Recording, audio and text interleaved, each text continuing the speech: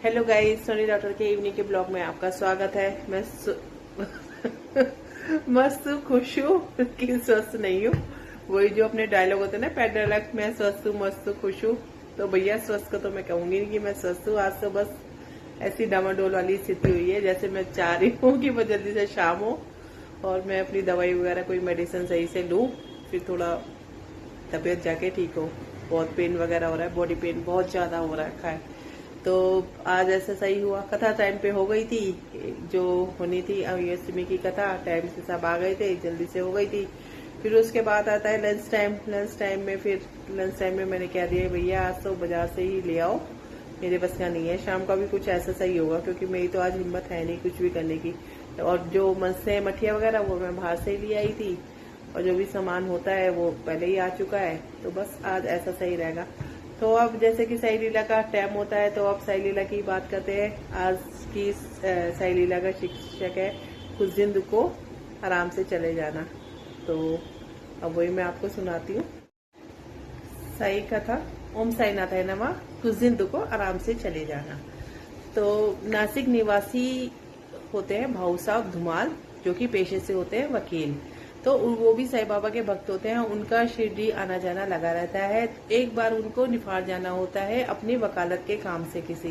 तो निफाड़ शिरडी के रास्ते में पड़ता है। तो वो कहते हैं कि मैं इधर ना बाबा से मिल आता हूँ शिरडी।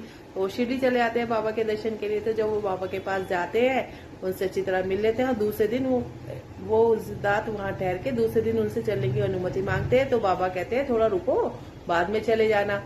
तो फिर वो एक दिन उनको रुकते हुए हो जाता है। फिर वो रुक लेते हैं। उनका रुकने का मन नहीं होता, लेकिन फिर भी वो रुक जाते हैं, क्योंकि उनको अपने काम से जाना था। तो फिर ऐसे ही करते हुए 2 दिन बीत जाते हैं। फिर वो 2 दिन बाद भी अनुमति मांगते हैं। तो 2 दिन बाद भी बाबा मना करते हैं, कुछ दिन रुको, आराम से चले आना।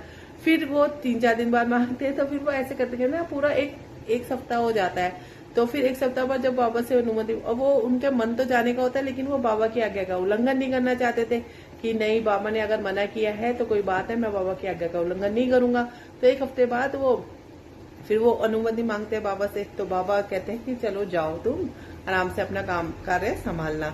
तो जैसे ही वो जाते हैं अपने निफाड़ में जहाँ जाना होता है उन्हें, तो वो देखते हैं, उनको पता चलता है कि जो वहाँ के जज साहब होते हैं ना, उन पेट के दर्द के कारण वो छुट्टी पे चल रहे होते हैं। और उनकी जगह 4 जज बीच बीच में, जितने दिनों में पेशी लगनी थी, 4 जज बीच में उसकी वो पेशी सुना देते हैं, और वो भी धुमाल के पक्ष में।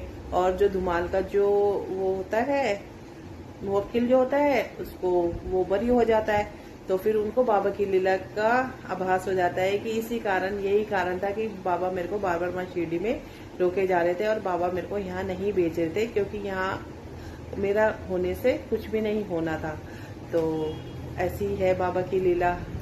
अब अपने भक्तों पर लीला करते रहते हैं कुछ ना कुछ। और बाबा की लीला तो बस जितना उसका गुणगान किया जाए उतना कम ही है। और अपने भक्तों पर कृपा दृष्टि हमेशा बनाए रखते हैं। ओम साई नाथाय नमः। इसी के साथ ये कथा पूर्ण होती है। तो कल मिलते हैं फिर मॉर्निंग के मन की बात के ब्लॉग में, कुछ आप भी थी, कुछ मोटिवेशनल थॉट्स वगैरह के साथ। तो तब तक के लिए have a nice day, tata, bye bye.